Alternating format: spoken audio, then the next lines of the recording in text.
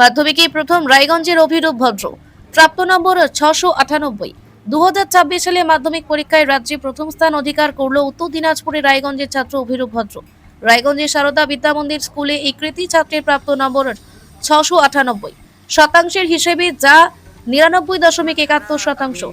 এবার মধ্যশিক্ষা পর্ষদের তরফে ফল প্রকাশের পরই সামনে আসে অভিরূপের এই সাফল্যের খবর। জেলার পাশাপাশি গোটা রাজ্যেই এখন চর্চায় রায়গঞ্জের এই ছাত্র। পরিবারের সদস্য থেকে শিক্ষক শিক্ষিকা সকলেই উচ্ছ্বসিত অভিরূপের সাফল্যে। স্কুল সূত্রে জানা গিয়েছে, শুরু থেকেই অত্যন্ত নিয়মিত মনোযোগী ছাত্র ছিল অভিরূপ। পড়াশোনার পাশাপাশি সময় মেনে প্রস্তুতি নেওয়াতেই এই সাফল্য এসেছে বলে মনে করছেন শিক্ষকেরা। ফল প্রকাশের পর থেকে শুভেচ্ছার বন্যা বইছে তার বাড়িতে। এবছর মাধ্যমিকে মোট পাশের হার 86.83%। মেধা তালিকায় স্থান পেয়েছে মোট 131 জন পড়ুয়া। তার মধ্যে সবার শীর্ষে উঠে এলো রায়গঞ্জের অভিরূপ ভদ্রের নাম। তোমার নাম? আমার নাম অভিরূপ ভদ্র। কোন স্কুলে পড়তে? আমি সারদা বিদ্যামন্দির রায়গঞ্জ উত্তর দিনাজপুর হাই স্কুলে পড়তাম। আজকে তো রেজাল্ট বেরিয়েছে, এখন অব্দি কি জেনেছো, কত নাম্বার এসেছে তোমার? এখনো অবধি আমি লাইভে যা দেখলাম, ঘোষণা করলেন যে 698 পেয়ে আমি প্রথম হয়েছি। আর তারপরে আর দেখার সুযোগই হলো না, এত লোকজন আসলো। কতটা প্রত্যাশা ছিল, কতটা পূরণ হলো? পরীক্ষা দিয়ে আমি জানতাম যে ভালো হয়েছে, র্যাঙ্কের আসার মতোই হয়েছে পরীক্ষা, কিন্তু তাই যে প্রথম হব এটা কখনোই আশা করিনি, তাই আজকে বেশ ভালো লাগছে। আর মোটামুটি ফেভারিট সাবজেক্ট কি ছিল?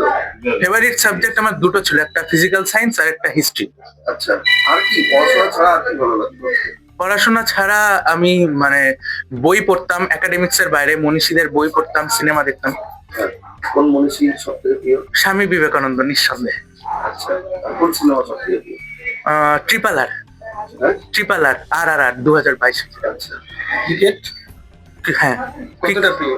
ক্রিকেট ভালো, কিন্তু ক্রিকেট নিয়মিত দেখতে গেলে পড়াশোনার সঙ্গে কম্প্রোমাইজ করতে হয়, তাই আমি শুধু সময় পেলেই দেখতাম। আর বিশ্বকাপ হলো যে কয়েকদিন আগে, সেটা দেখেছিলাম, ফাইনাল ম্যাচ। তোমার এই সাফল্যের পিছনে কার অবদান সবচেয়ে বেশি? আমার এই সাফল্যের পিছনে অবশ্যই আমার মায়ের অবদানই সবচেয়ে বেশি। কেন? কারণ কি, আমার মাই আমার একা হাতে সব দায়িত্ব পালন করেছে, এবং পড়াশোনা সম্পর্কিত আমার যাবতীয় যা যা প্রয়োজন সব মা নিজেই জোগাড় করেছে। কখনো আমাকে ভাবতে দেয়নি যে আমার আমাকে অনুপ্রাণিত করেছে আর কি। চাই যে প্রতিদিন পড়ো, ধারাবাহিক ভাবে পড়ো, ডিসিপ্লিনটা নষ্ট হলে মেকআপ করা খুব মুশকিল।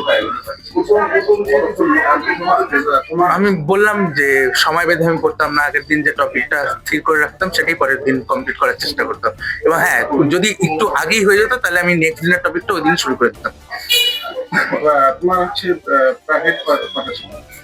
আমার 9 জন গৃহশিক্ষক ছিলেন, তাদের কাছে আমি পড়তাম।